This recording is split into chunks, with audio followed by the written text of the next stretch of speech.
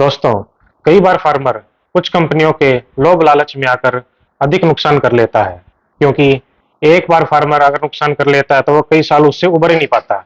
लेकिन हमारा मकसद ये रहता है कि आपको कोई भी नुकसान ना हो। हम आपकी सेवा में हमेशा तत्पर हैं। Orbit rabbit research and breeding private limited में आपका स्वागत है।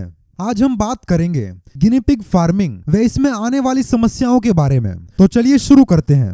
दरअसल गिनी पिग का फार्म बनाने के लिए कम से कम चौड़ाई 30 फीट व लंबाई 60 फीट की होनी चाहिए, ताकि आप 20 यूनिट इस शेड में रख सकें।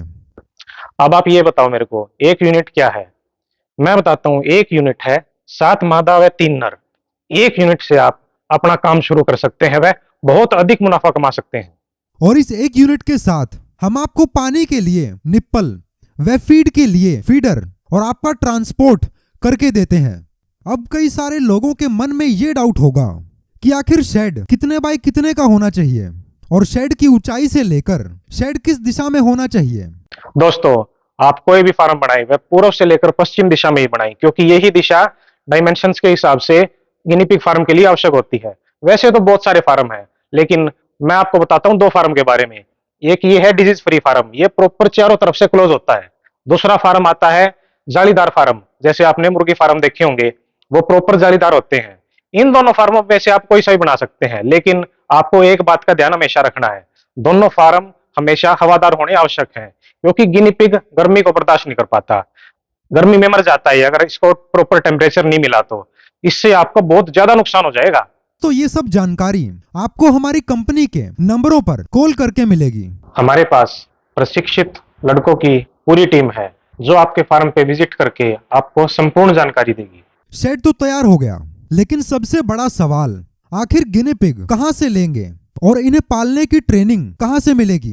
दोस्तों, हमारी कंपनी भारत सरकार से अप्रूव्ड है और ये एक प्राइवेट लिमिटेड कंपनी है, तो आप लोग गिनी पिग हमारी कंपनी से ले सकते हैं। हम आपके साथ एक लीगल बायबैक एग्रीमेंट भी करते हैं, जिसके तहत आपके द्वारा तैयार किए गए बच्चों को हम वापस खरीद लेते हैं। दोस्तों, दरअसल एक मादा गिनी पिग 2.5 से 3 महीने में 1 से 5 बच्चों को जन्म देती है। यानी एक यूनिट में 7 मादा से एक टाइम पर 21 से लेकर 25 बच्चों को जन्म देती है। और यही बच्चे मात्र 2 महीनों में 250 से लेकर 300 ग्राम तक हो जाते हैं। और आज के टाइम पे इनकी मार्केट वैल्यू 350 से लेकर 500 रुपए प्रति बच्चा होती है।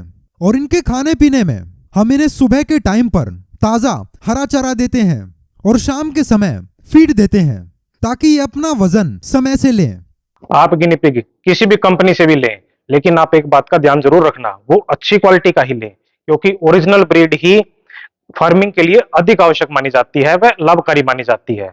हाँ, बहुत सारी कंपनियां क्या करती हैं, आपको झूठ बोल के माल बेच देती हैं, लेकिन उसमें आपको बहुत ज्यादा नुकसान हो जाएगा। इस बात का आप प्रॉपर ध्यान रखें। और सबसे जरूरी एक प्रॉपर वेंटिलेशन होना है। और इस बात का ध्यान रहे कि ये गलत शेड आपको काफी नुकसान दे सकता है। दोस्तों, हमारा तो सिर्फ एक ही मानना है, अगर फार्मर कामयाब है तभी तो हम भी कामयाब हैं। धन्यवाद।